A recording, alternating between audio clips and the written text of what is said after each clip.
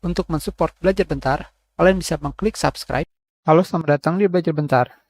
Sekarang kita akan belajar cara mendownload dan menginstal CPU-Z.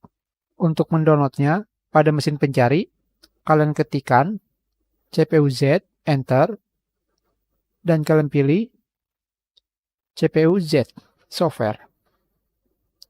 Ini adalah website resmi CPU-Z. Selanjutnya, kalian pergi ke bagian bawah di sini. Pada CPU-Z, kalian bisa memilih ingin menggunakan tema klasik atau custom. Tentunya di sini kalian bebas memilih ingin menggunakan yang mana. Jika sudah memilih, kalian pilih yang setup atau bisa juga dengan zip. Tetapi di sini kita akan memilih yang setup.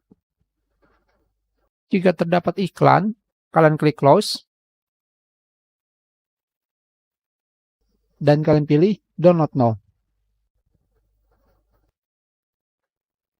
Ukuran dari CPU-Z hanya 2 MB. Sekarang kita akan pergi ke folder download untuk masuk ke sesi install. Ini adalah aplikasi CPU-Z yang baru saja kita download. Kalian klik 2 kali. Kalian pilih yes. Kalian pilih accept. Kalian klik next. Kalian pilih next. Next kembali. Di sini, kalian bisa memilih apakah ingin membuat shortcut CPU-Z pada desktop atau tidak. Jika tidak, kalian hilangkan centangnya. Dan kalian pilih next kembali. Dan klik install. Di sini, kita tidak perlu melihat teks mengenai CPU-Z dan kita klik finish. Sekarang kita buka CPU-Z. Jika tidak ada, kalian bisa pergi ke grup C di sini dan kalian pilih CPU ID di start menu dan kalian pilih CPU-Z dan kalian klik yes. Atau jika ingin lebih mudahnya, pada start menu kalian klik dan ketikkan CPU-Z, enter, yes.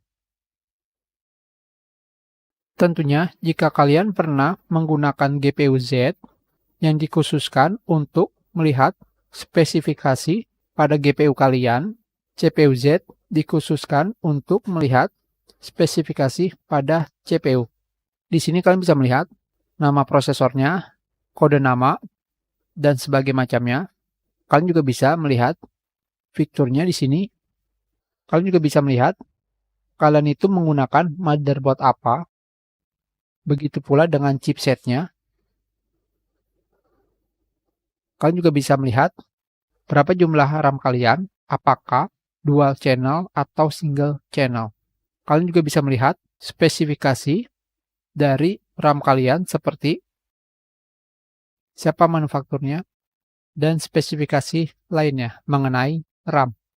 Tentunya, jika kalian memilih grafis atau grafik, di sini informasi mengenai GPU kalian lebih sedikit.